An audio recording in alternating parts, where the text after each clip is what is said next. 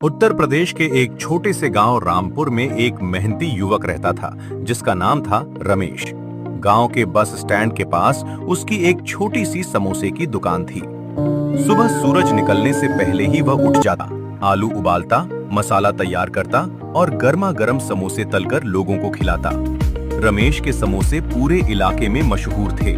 लोग कहते थे कि उसके समोसों में सिर्फ मसाले का स्वाद नहीं बल्कि उसकी मेहनत और ईमानदारी का स्वाद भी मिलता है। लेकिन रमेश की जिंदगी आसान नहीं थी। बूढ़ी माँ बीमार रहती थी और छोटी बहन की पढ़ाई का खर्च भी उसी के कंधों पर था। कई बार पूरे दिन मेहनत करने के बाद भी इतनी कमाई नहीं होती कि घर का खर्च आराम से चल सके। फिर भी रमेश कभी किसी को खराब समोसा नहीं देता था।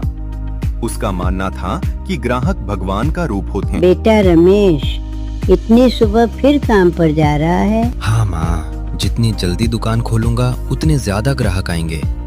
आपकी दवा भी तो लानी है। अपना भी ध्यान रखा कर बेटा। पहले आपका इलाज, फिर मेरा आराम। बस स्टैंड पर धीरे धीरे भीड़ बढ़ने लगी। यात्रियों की लंबी लाइन लग गई। हर कोई रमेश के गर्मा गर्म समोसे खाने के लिए उत्साहित था। रमेश, 4 समोसे देना। भाई, तुम्हारे समोसों जैसा स्वाद कहीं नहीं मिलता। धन्यवाद भैया, आपका प्यार ही मेरी कमाई है। उसी समय एक बूढ़ा आदमी फटे हुए कपड़ों में लाठी के सहारे धीरे धीरे दुकान के पास आया।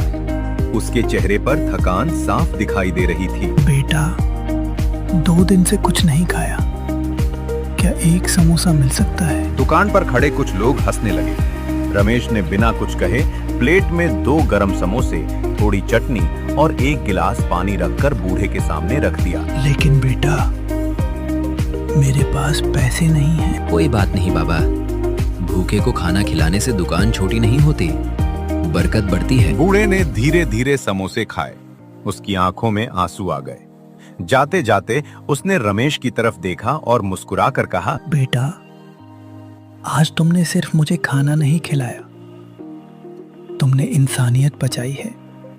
याद रखना, बहुत जल्द तुम्हारी किस्मत बदलने वाली है। रमेश ने सोचा कि ये बस एक दुआ है, लेकिन उसे नहीं पता था कि अगले दिन